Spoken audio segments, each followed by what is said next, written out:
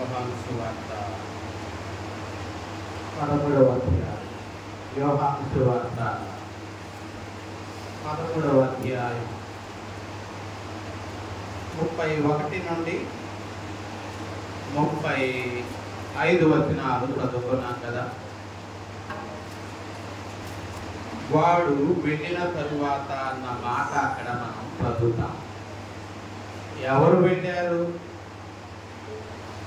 30వ వచనంలో చూస్తే వాడు ఆ ముక్క పుచ్చుకొని ఎక్కడికి వెళ్ళాడు? బయటకు వెళ్ళాడు. అప్పుడు అది రాత్రి వేళ. ఎవరు ఆ వ్యక్తి? యేసు శిష్యులలో ఒకడైనటువంటి ఇస్కరియోతు యోధ మరి ప్రభు ఇచ్చే ఆ ముక్క పుచ్చుకొని బయటకు వెళ్ళాడు. మరి రాత్రి వేళ చీకటిగా ఉంటది. అంటే వెలుగై ఉన్నటువంటి దేవుని దగ్గర నుండి చీకటి సాతానుకు సాదృశ్యంగా ఉంది. అంటే వెలుగులో నుండి అతడు దేనిలోనికి వెళ్ళాడు? చీకటిలోనికి వెళ్ళాడు. అంటే ప్రభు దగ్గర నుండి సాతాను మరి వశమునకు వెళ్ళాడు. ఎందుకు వెళ్ళాడు? ఇస్కరియోతు యోధ ప్రభువుతో ఉండవలసిన శిష్యుడు కదా. మరి ప్రభువుతో ఉండవలసిన శిష్యుడు ఎందుకు బయటకు వెళ్ళాడు అంటే ఆయనను అప్పగించడానికి, ఆయనను శిలువ మరణమునకు అప్పగించడానికి. మరి ఇస్కరియోతు యోధ ఎక్కడికి వెళ్ళాడు? బయటకు వెళ్ళాడు. అనువైన సమయము వరకు ఇస్కరియోతు యోధ మరి ఎదురు చూడడానికి అతడు బయటకు వెళ్ళాడు. అది రాత్రి వేళ అని మనం 30వ వచనంలో చూస్తాం. ఎప్పుడైతే ఇస్కరియోతు యోధ ఆయనను అప్పగించాలి అని అతడు సిద్ధపడుతూ ఉన్నాడో యేసు ప్రభు అంటున్నాడు 31వ వచనంలో, ఇప్పుడు మనుష్య కుమారుడు ఏం చేయబడ్డాడు? మహిమపరచబడ్డాడు అంటున్నాడు. అంటే యేసు ప్రభు వారు మహిమపరచబడే స్థలము ఏదో కాదు, శిలువ మరణమే. శిలువ మరణములో ఆయన ఏం చేయబడ్డాడు? మహిమపరచబడ్డాడు. ఆయన అద్భుతాలను ఎన్నో చేశాడు. 5 రొట్టెలను 2 చేపలను 5,000 మందికి ఇచ్చాడు. మరి అందుకొరకు కాదు ప్రభు వచ్చింది, ఆహారాన్ని పంచిపెట్టడానికి కాదు. లేక గురుడి వారికి కన్నులు ఇచ్చాడు, ఆ గురుడి వారికి దృష్టినిచ్చాడు ఆయన. అలాగే గురుడి వారు నడువ చేశాడు ఆయన, కుష్ఠరోగులను శుద్ధులను చేశాడు. మరి యేసు ప్రభు వారు ఎన్నో మహత్కార్యాలను చేశాడు. అందుకొరకు ప్రభు ఈ లోకానికి చాలా రోగములతో పీడింపబడే వారిని, అంగహీనులను మరి వారిని స్వస్థపరచడానికి ప్రభు ఈ లోకానికి రాలేదు. కానీ మరి ఎందుకు ఆయన మనుష్య కుమారుడుగా ఈ లోకానికి వచ్చాడు అంటే ఆయన శిలువలో తన ప్రాణాన్ని చేయడానికి, పెట్టడానికి. ఆయన మరి అందుకనే పౌలు తిమోతికి రాస్తూ పాపులను రక్షించుటకు యేసుక్రీస్తు ఈ లోకమునకు వచ్చెను అంటాడు. పాపులైన మనలను రక్షించటానికి యేసు ప్రభు వారు శిలువలో తన ప్రాణాన్ని మరి పెట్టవలసి ఉంది. ఆ కార్యము కొరకు మరి ఇస్కరియోతు యోధ ఆ కార్యాన్ని ఏం చేయడానికి, ప్రారంభించడానికి వెళ్ళాడు. ఎప్పుడైతే ఇస్కరియోతు యోధ మరి ప్రభువును విడిచి మరి అపవాది సంబంధమైన వ్యక్తులతో మరి కలవడానికి వెళ్ళాడో అంటే ఇస్కరియోతు యోధ తాను తెలియకుండానే దేవుని చిత్తాన్ని ఏం చేస్తున్నాడు? నెరవేరుస్తూ ఉన్నాడు. జీవాధిపతిని సిలువకు అప్పగించడానికి అతడు సిద్ధపడుతూ ఉన్నాడు. కాబట్టి ప్రియులారా, యేసు ప్రభు అంటున్నాడు, ఇందుకొరకే మనుష్య కుమారుడు ఈ లోకానికి వచ్చాడు. మనుష్య కుమారుడు ఆయన దేవుడు, ఆయన సమీపింపరాని తేజస్సు కలిగినటువంటి వాడు.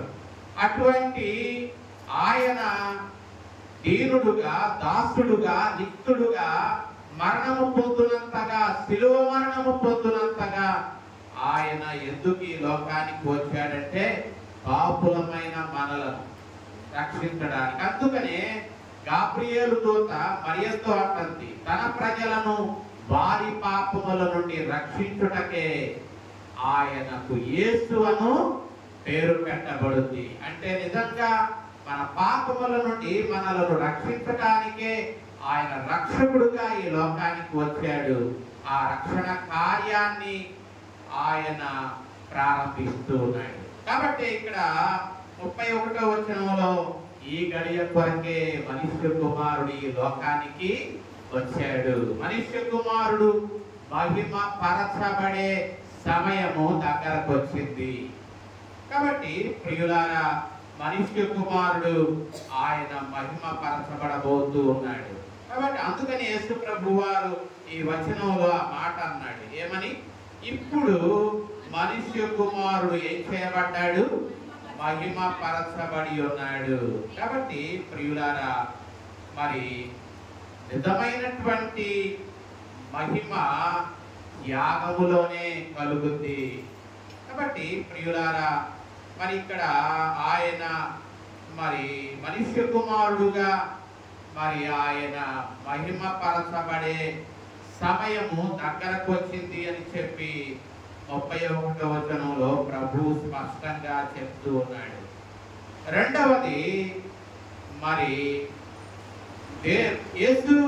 యేసు ప్రభువునందు దేవుడు మహిమ పరచబడ్డాడు. యేసు క్రీస్తులో దేవుడు ఏం చేయబడ్డాడు?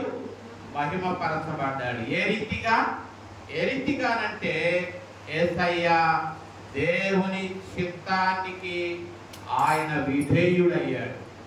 దేవుడు ఏ పని కొరకైతే ఈ భూమి మీదకి పంపించాడో ఆ పనిని ఆయన ఆ పని చేయడానికి ఆయన విధేయత చూపించాడు. ఎప్పుడైతే ఆయన దేవుని పనిని నెరవేర్చడానికి విధేయత చూపించాడో ఆయన మహిమ పరచబడ్డాడు.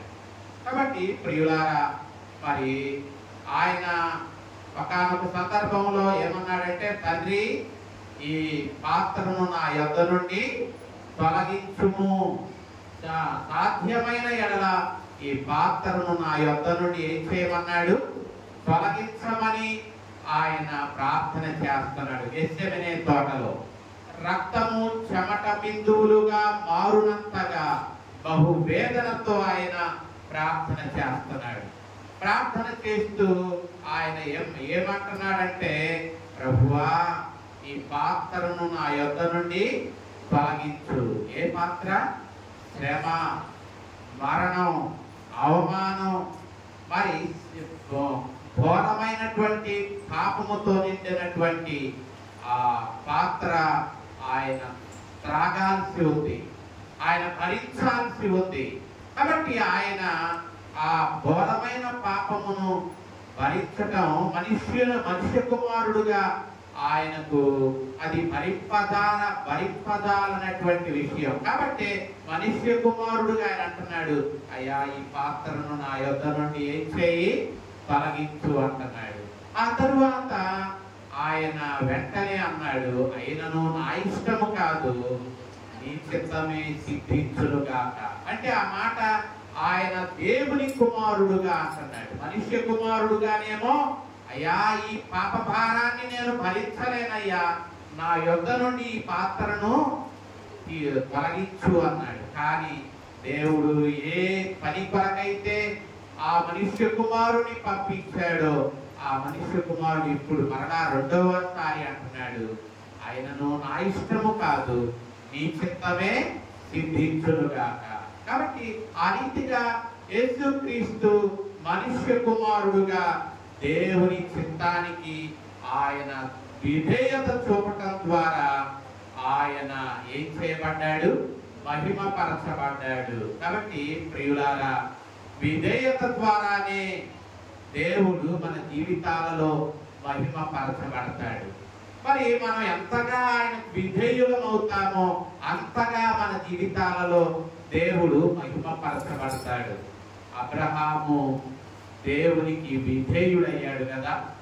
అబ్రహాముతో అన్నాడు దేవుడు, 12వ ఆదికాండము 12వ అధ్యాయములో ఏమన్నాడు? ఆదికాండము 12వ అధ్యాయములో దేవుడు అన్నాడు, నీవు లేచి నీ దేశము నుండి, నీ బంధువుల నుండి, నీ తండ్రి ఇంటి నుండి బయలుదేరి నేను నీకు చూపించే దేశానికి వెళ్ళు అన్నాడు.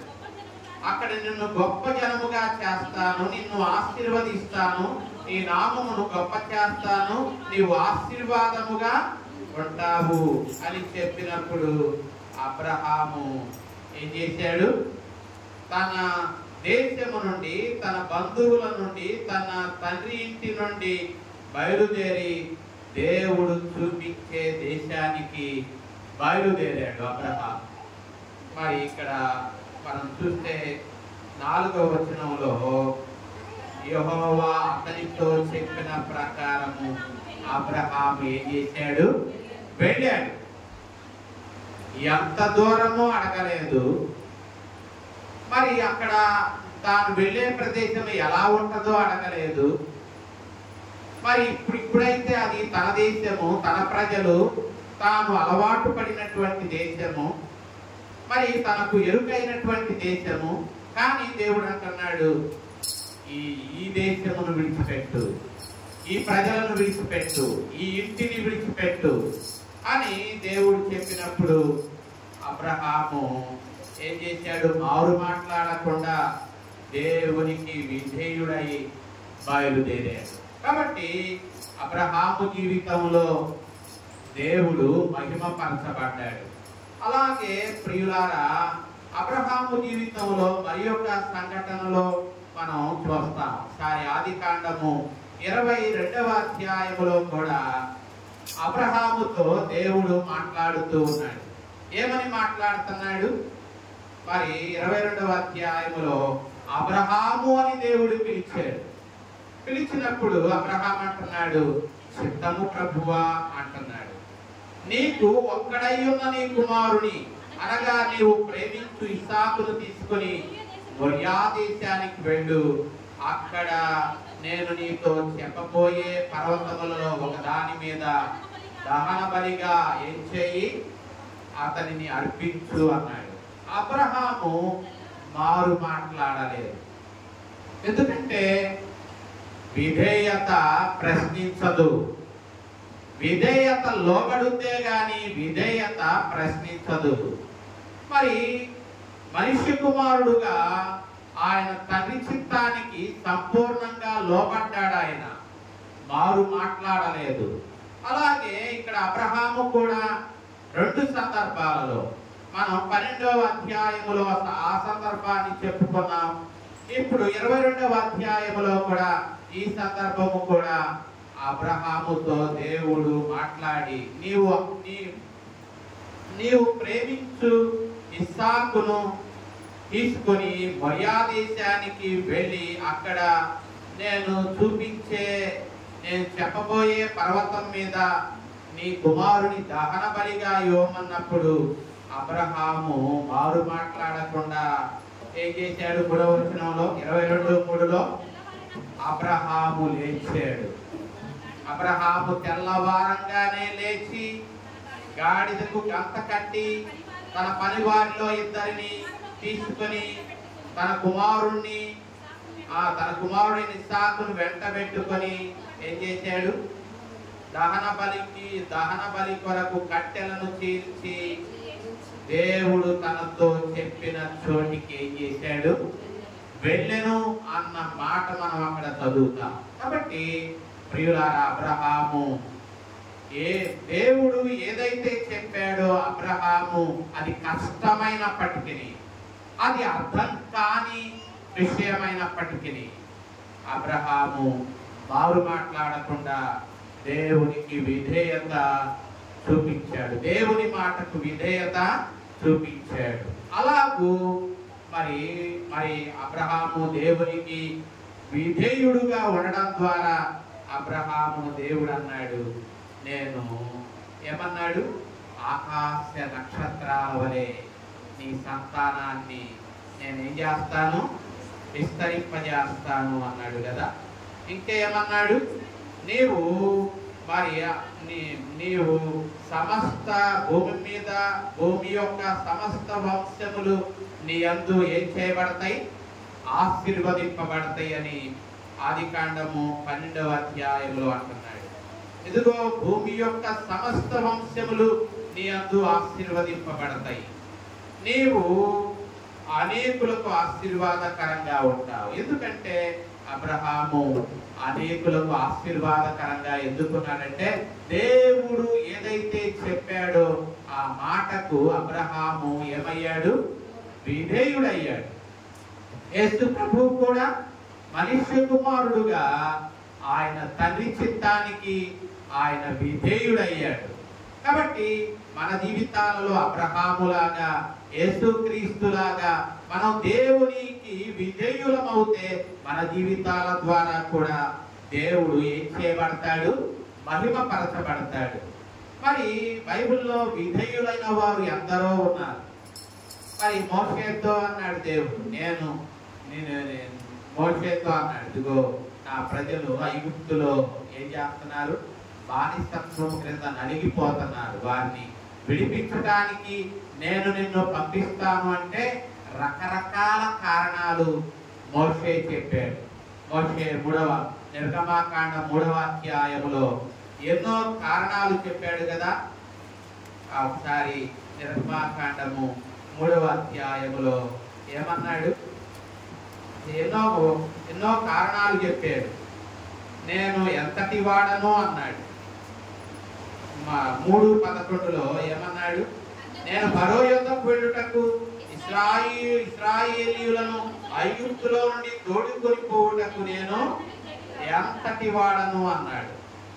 అంటే దేవుడు ఒక మాట చెప్తే మనం కారణం చెప్పకూడదు, లేక ప్రశ్నించకూడదు. మోషేలో మనం మరి దేవుడు అన్నాడు, రమ్ము 3:10లో రమ్ము నిన్ను ఫరో యొద్దకు పంపెదను, ఇశ్రాయేలీయులైన నా ప్రజలను నీవు ఐగుప్తులో నుండి తోడుకొని పోవాలి అన్నప్పుడు ఎస్ లార్డ్ అన్నాడా, సరే ప్రభువు అలా. మొట్టమొదటిగా ఏం సాగు చెప్పాడు, నేను ఫరో యొద్దకు వెళ్ళుటకు ఐగుప్తులో నుండి ఇశ్రాయేలు ప్రజలను తోడుకొని పోవుటకు ఎంతటి వాడను అన్నాడు. రెండో సాకు ఏం చెప్పాడు, మరి 13వ వచనంలో మనం చూస్తాం.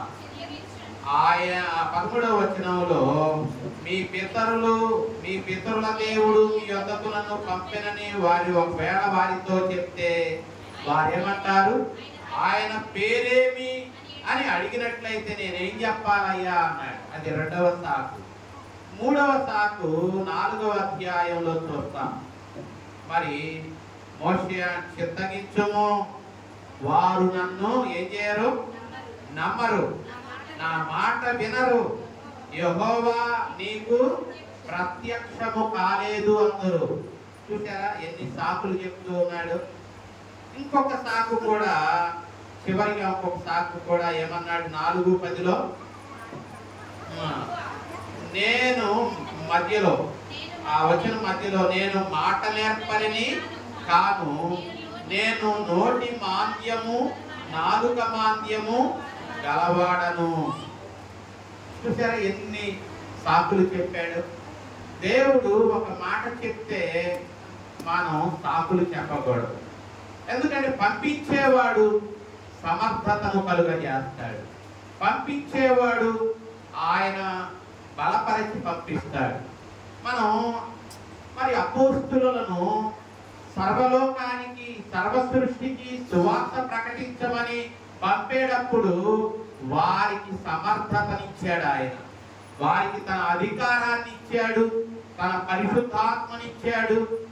మరి యుగ సమాప్తి వరకు మీతో కూడా ఉంటాను అని చెప్పి వాగ్దానం ఇచ్చాడు.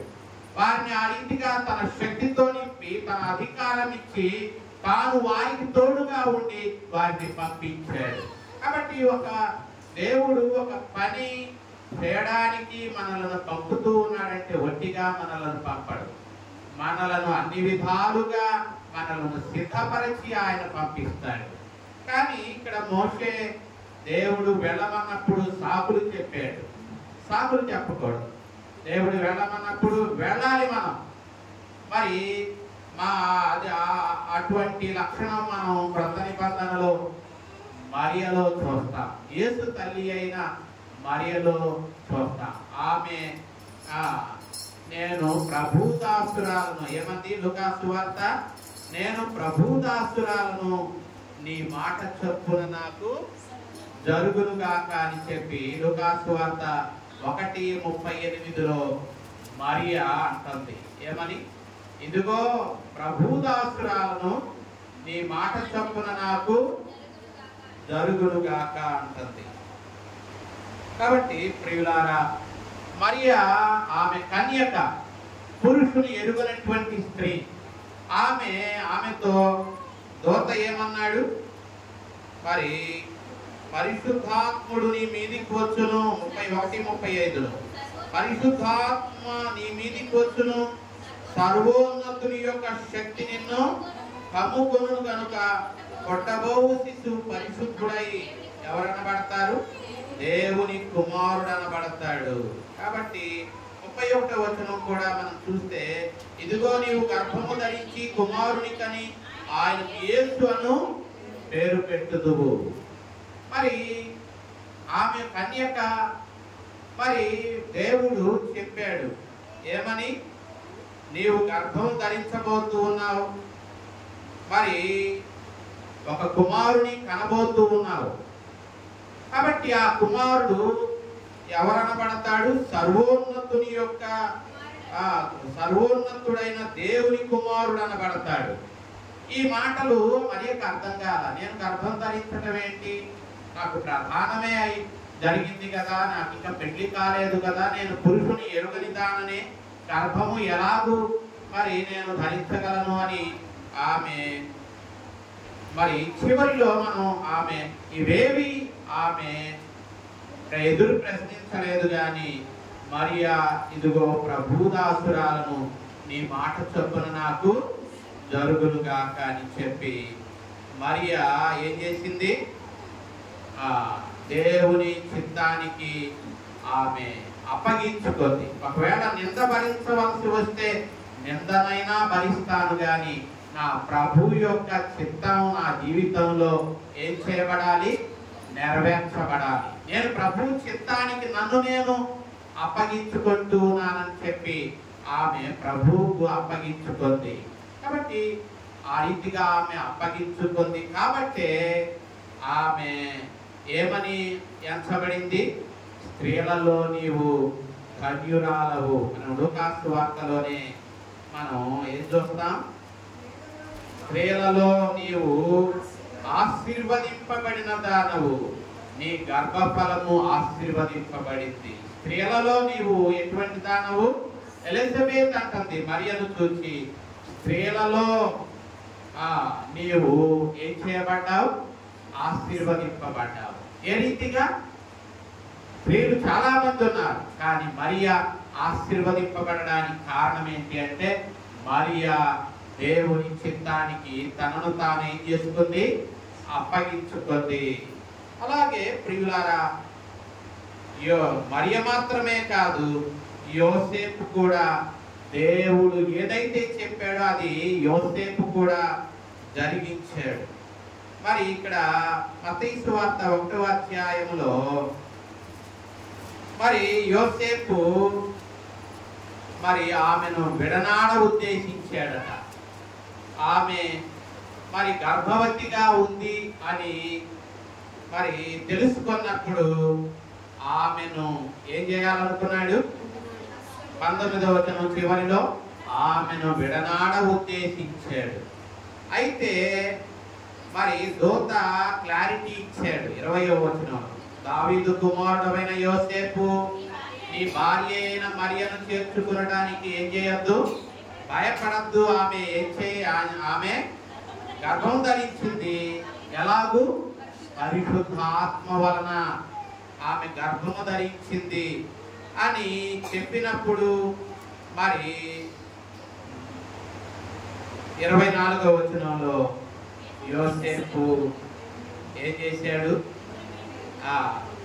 ఇంతకుముందు ఆమెను విడనాడ ఉద్దేశించిన యోసేపు ఎప్పుడైతే దేవుడు ఆమె ఎలాగూ గర్భం ధరించిందో తెలియజేసినప్పుడు, ఆమె చేర్చుకొనడానికి నీవు భయపడద్దు అని చెప్పినప్పుడు 24వ వచనంలో యోసేపు ఆమెను ఏం చేశాడు, తన భార్యగా, 24వ వచనం చివరిలో ఆ మాట మనకు కనపడుతుంది, ఆమెను తన భార్యగా చేర్చుకున్నాడు. కాబట్టి యోసేపు కూడా దేవుడు ఏదైతే చెప్పాడో అలా యోసేపు కూడా ఏం చేశాడు, చేశాడు. మరి ఒక సందర్భంలో కూడా యోసేపు ఆ శిశువును తీసుకొని ఐగుప్తులకు వెళ్ళు అన్నప్పుడు వెళ్ళాడా? 2వ అధ్యాయములో రాత్రి వేళ శిశువును తల్లిని తోడుకొని ఐగుప్తుకు వెళ్ళు అని చెప్పినప్పుడు మరి ఆ శిశువును మరియను తీసుకొని అతడు ఎక్కడికి పోయినాడు, ఐగుప్తులకు వెళ్ళినట్లుగా మత్తయి సువార్త 2వ అధ్యాయం 13 నుండి మరి 15 వచనాలలో మనం చూస్తాం. అంటే యోసేపు కూడా దేవుడు ఏదైతే చెప్పాడో యోసేపు ఏం చేశాడు, చేశాడు అంతే. మరి ప్రియులారా, మరియ కూడా ఆమె కూడా దేవుని చిత్తానికి ఆమె లోబడింది. యేసు ప్రభు కూడా దేవుని చిత్తానికి ఏం చేశాడు, లోబడ్డాడు. అబ్రహాము కూడా దేవుని చిత్తానికి లోబడ్డాడు. అంటే వారు ఎవరైతే దేవుని చిత్తానికి లోబడ్డారో వారి జీవితాల ద్వారా దేవునికి ఏం కలిగింది, మహిమ కలిగింది, మహిమపరచబడ్డాడు. అబ్రహాము ద్వారా దేవునికి మహిమ కలిగింది, మరియ ద్వారా దేవునికి మహిమ కలిగింది, యోసేపు ద్వారా దేవునికి ఏం కలిగింది, మహిమ కలిగింది. అంటే దేవుని చిత్తానికి లోబడడం అంత సులువైన పని కాదు సుమా. అబ్రహాము దేవుని చిత్తానికి లోబడడం అనేది తేలికైన విషయం కాదు. నీ ఇంటి నుండి, నీ బంధువుల నుండి, నీ దేశం నుండి విడిచిపెట్టి తెలియని దేశానికి వెళ్ళమంటే మరి వెంటనే ఆ మాటకు అబ్రహాము లోబడడం అంటే అది అంత సులువైన పని కాదు. కానీ అబ్రహాము ఏం చేశాడు, లోబడ్డాడు. దేవునికి లోబడితే దేవుడు మనల జీవితాల ద్వారా మహిమపరచబడతాడు. మనం అనేకులకు ఆశీర్వాదకరంగా ఉండగలుగుతాం. అబ్రహాము సమస్త జనులకు ఆశీర్వాదకరంగా ఉన్నాడు. మరి ఆ దేవుని చిత్తానికి ఆమె లోబడింది కాబట్టి ఆమె ఈరోజు కూడా క్రైస్తవ లోకము ఆమెను గౌరవిస్తూ మరి కొందరు పూజిస్తూ ఉన్నారు. పూజించడం కాదు కానీ గౌరవించడం మంచిది. ఆమె దేవుని చిత్తానికి ఆమె లోబడింది కాబట్టి ఆమె స్త్రీలలో ఎటువంటిది, ఆశీర్వదింపబడిన స్త్రీగా ఉంటుంది. యోసేపు కూడా మరి దేవుడు చేర్చుకోమన్నప్పుడు చేర్చుకున్నాడు, వెళ్ళు అన్నప్పుడు వెళ్ళాడు. కాబట్టి ప్రియులారా, మన జీవితాలలో కూడా దేవుని చిత్తానికి మనం లోబడాలి. లోబడితే దేవుడు మనలను దీవిస్తాడు. మరి లోబడడమే మనం కొంచెం కష్టమే. మరి కానీ లోబడితే ఏమండి ఎంత ఆశీర్వాదమో మనం ఆ తరువాత గ్రహిస్తాం. కాబట్టి యేసయ్య కూడా ఆ భారమైనటువంటి సిలువ శ్రమలు భరించటం మనుష్యుడుగా ఆయన ఘోరమైన విషయమే. కానీ ఆయన ఆ ఘోరమైన శిక్షకు, ఆ ఘోరమైన మరణానికి తనను తాను అప్పగించుకోవడం ద్వారా సర్వలోకానికి ఏం కలిగింది? ఏం కలిగిందండి? రక్షణ కలిగింది. రక్షణ కలిగింది. ఆయన ఒకవేళ ఈ పాత్రను నా యొద్ద నుండి తొలగించు అని అన్ని ఆయన శిలువ మరణానికి వెళ్ళకపోతే ఈనాడు మానవులకు ఏం దొరికేది కాదు, మానవులకు ఏముండేది కాదు, రక్షణ ఉండేది కాదు. మన పాపములో ఉండే మానవులు నశించిపోయేవాడు. కానీ ఆయన భారమైన ఘోరమైన మరణము, అవమానకరమైన మరణాన్ని కూడా ఆయన భరించడానికి సిద్ధపడ్డాడు. ఎందుకంటే తండ్రి ఏ పని కొరకైతే ఈ లోకానికి పంపించాడో ఆ పని కుమారుడుగా విధేయుడై ఆయన దేవుని ఏం చేశాడు? మహిమపరచాడు. కాబట్టి ప్రియులారా, మనం కూడా మన జీవితాలలో దేవునికి లోబడినట్లయితే మన జీవితాల ద్వారా కూడా దేవునికి ఏం కలుగుద్ది? మహిమ కలుగుద్ది. కాబట్టి ప్రియులారా, ఆ విషయాన్ని మనం మర్చిపోకూడదు. ఇంకొకటి, ఈ సువార్త పాఠములో ప్రభువారు ఇంకొక విషయాన్ని మనకు నేర్పుతూ ఉన్నాడు. ఏంటి అంటే 34వ వచనంలో, యోహాను సువార్త 13వ అధ్యాయము 34వ వచనంలో, మీరు ఒకరినొకరు ప్రేమింపవలనని మీకు క్రొత్త ఆజ్ఞ ఇస్తున్నాను. నేను మిమ్మల్ని ప్రేమించినట్టే మీరును ఒకరినొకరు ఏం చేయండి? ప్రేమించండి. ఆయన మనలను ప్రేమించాడు. ఆయన మనల్ని ప్రేమించాడా? ఆయన మనల్ని ప్రేమించాడా? ప్రేమించాడు. ఏం చూసి ప్రేమించాడు? నిన్ను నన్ను ఏం చూసి ప్రేమించాడు? మనం ఎవరినైనా ప్రేమిస్తున్నాం అనుకోండి, ఏదైనా ఉపయోగం అంటే ప్రేమిస్తాం. కానీ ఆయన మనలో మరి ఏ ఉపయోగం లేదు, ఏ మంచితనం లేదు, పాపం తప్ప ఏది మనలో ఆయన కనపడలా. అవిధేయత తప్ప, పాపము తప్ప, లోబడిన తనము తప్ప ఏది మనలో ఏ మంచి కనపడలేదు. ఆయన ఏ మంచి కనపడకపోయినా ఆయన శత్రువులమైన మన కొరకు, పాపులమైన మన కొరకు, బలహీనులమైన మన కొరకు, భక్తిహీనులమైన మన కొరకు ఆయన ప్రాణం పెట్టాడు. ప్రాణము పెట్టునంతగా ఆయన మనలను ప్రేమించాడు. అందుకని అంటున్నాడు 34వ వచనం, నేను మిమ్మల్ని ప్రేమించినట్టే, నేను మిమ్మల్ని ప్రేమిస్తున్నాను కదా. ఎన్ని మార్లు నేను నా ప్రేమను మీరు పొందుకొని కూడా మీరు నన్ను ప్రేమించలేకపోతున్నారు. మరి మనం ఆయన ప్రేమించటం కాదు, ఆయనే మనల్ని ఏం చేశాడు? ప్రేమిస్తూ ఉన్నాడు. మరి ఒక్కోసారి బాగున్నప్పుడు ప్రేమిస్తాం, బాగున్నప్పుడు ఆయనతో నడుస్తాం, పరిస్థితులు బాగోకపోతే ఆయన విడిచిపెడతాం, ప్రేమించాం. ఒక్కోసారి ప్రార్థన చేసుకుంటాం, ఒక్కో రోజు ప్రార్థన చేసుకోం, ఒక్కో రోజు వాక్యం చదువుకుంటాం, ఒక్కోసారి వాక్యం చదువుకోం.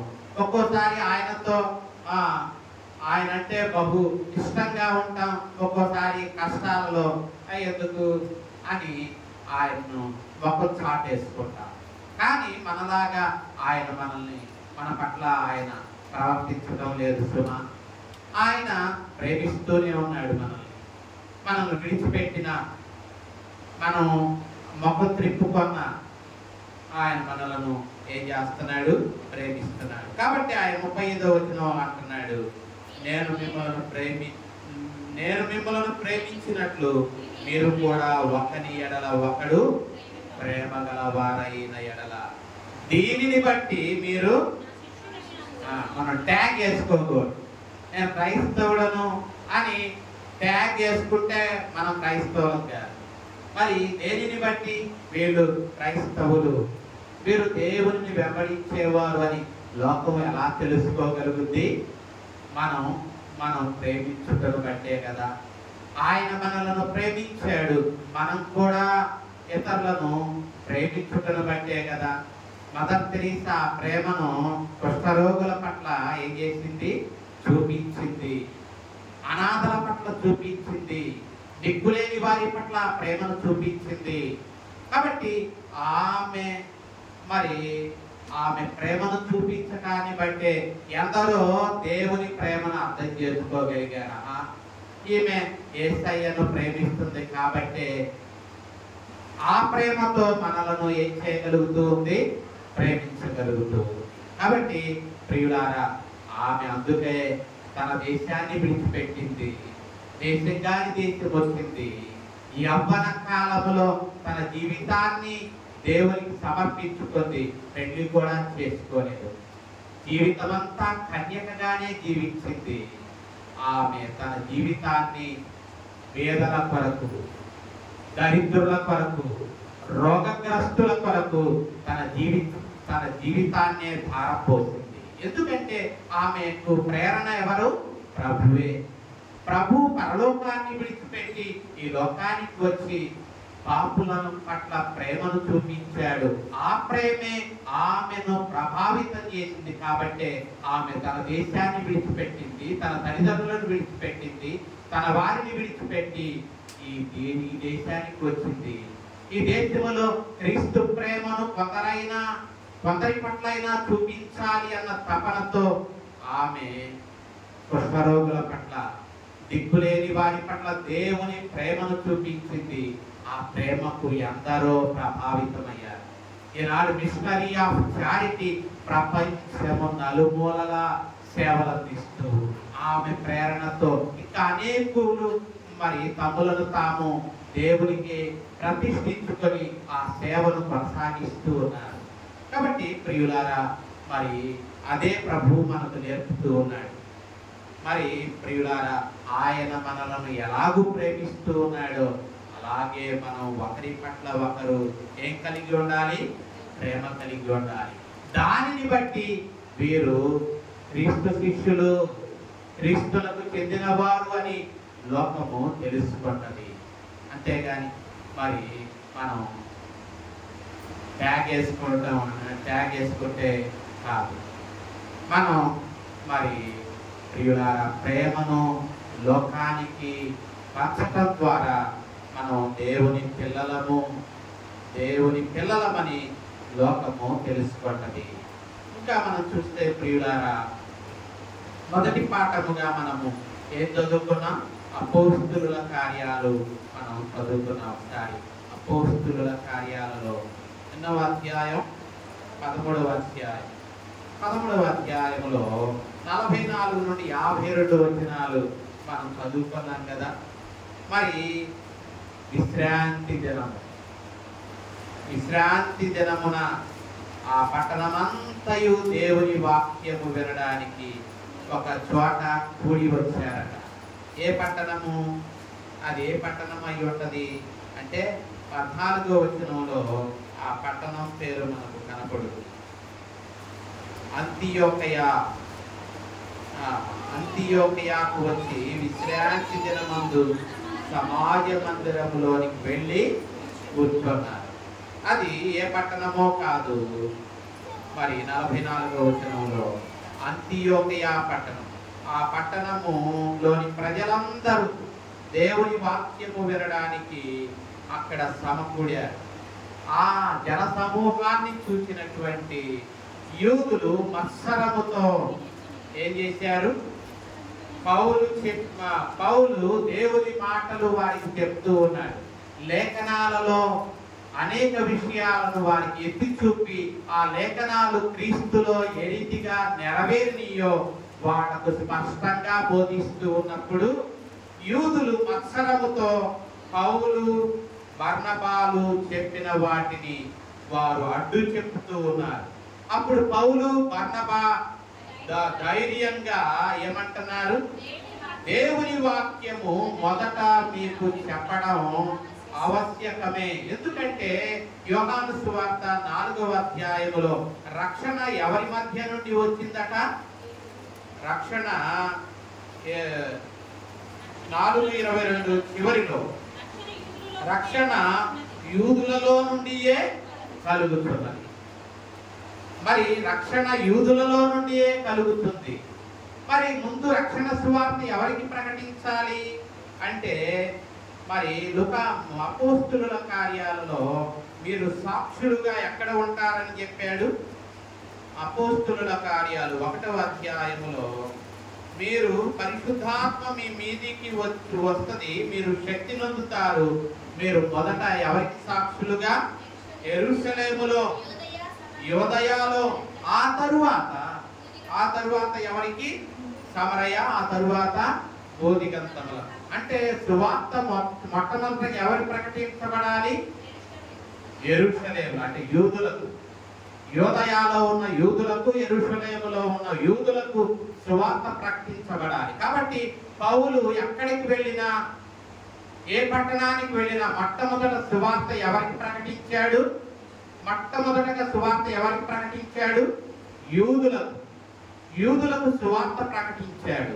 ఆ యూదులు ఆ రక్షణ సువార్తను వారు ఏం చేశారు? ఇక్కడ త్రోసివేసేశారు. 46వ వచనంలో అపోస్తలుల కార్యాలు 13:46లో దేవుని వాక్యము మొదట మీకు చెప్పడం ఆవశ్యకమే, అయినను మీరు ఆ దేవుని వాక్యాన్ని ఏం చేశారు? త్రోసివేసి. మీరు ఇప్పుడు ఏం చేశారు?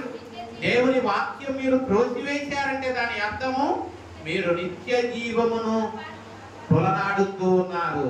నిత్య జీవమునకు అపాత్రులుగా మిమ్మల్ని మీరు ఎంచుకున్నారు. కాబట్టి ఇప్పుడు ప్రభువు చెప్పినట్లు మొట్టమొదట మీకు రక్షణ సువార్త, మీరు ఆ రక్షణ సువార్తను త్రోసివేశారు. కాబట్టి ఇప్పుడు సమరయలోను బోధిగంతముల వరకు రక్షణ ఆ సువార్త మేము ప్రకటించవలసి ఉంది. కాబట్టి ఇప్పుడు అన్యజనుల యొద్దకు 46వ వచనంలో ఇప్పుడు మేము ఎవరి దగ్గరకు వెళుతున్నాం? అన్యజనుల యొద్దకు వెళుతూ ఉన్నాం. కాబట్టి మొదట సువార్త యూదులకు, యూదులు ఆ రక్షణ సువార్తను త్రోసివేశారు. కాబట్టి ఇప్పుడు రక్షణ సువార్త ఎవరి దగ్గరకు వెళ్ళింది? అన్యజనుల దగ్గరకు వెళ్ళింది. ఆ విషయాన్ని అన్యజనులు విన్నప్పుడు 48వ వచనంలో ఆ రక్షణ సువార్త విన్నప్పుడు ఏం చేశారు? వారు ఆ మాట విని సంతోషించి దేవునిని ఏం చేశారట? వారు ఏ ప్రజలైతే దేవుని మాటలు వినాలో వారు వినల, ఏ ప్రజలైతే దేవుని మాటలను బట్టి సంతోషించాలో వారు సంతోషించలేదు. మరి ఏ ప్రజలైతే దేవునిని మహిమపరచాలో ఆ ప్రజలు దేవునిని మహిమపరచలేదు.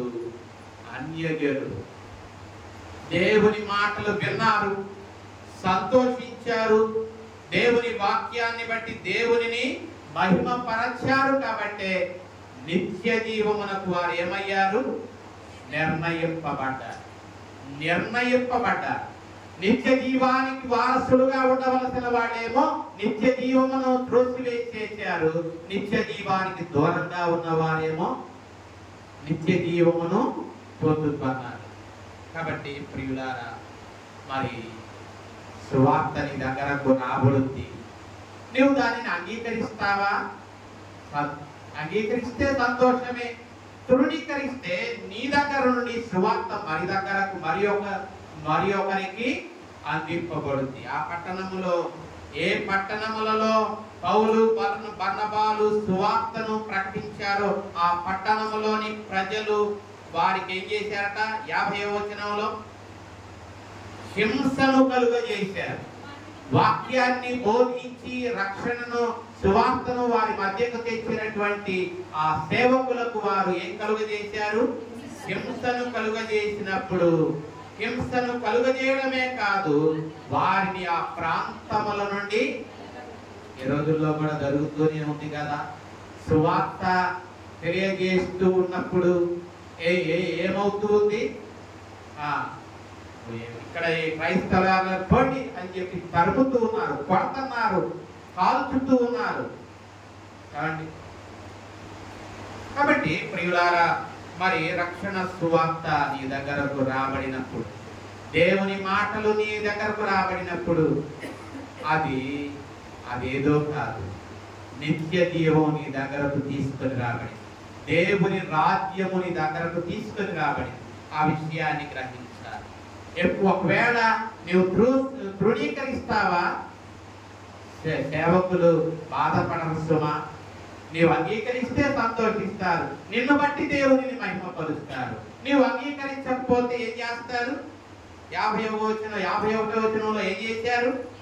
తమ పాదధూళిని దులిపివేసేశారు. ఎవరైతే మిమ్మల్ని చేర్చుకుంటారో వారితో మీరు ఉండండి. ఎవరైతే మిమ్మల్ని తృణీకరిస్తారో వారి ఎదుట మీ పాదధూళిని ఏం చేయండి?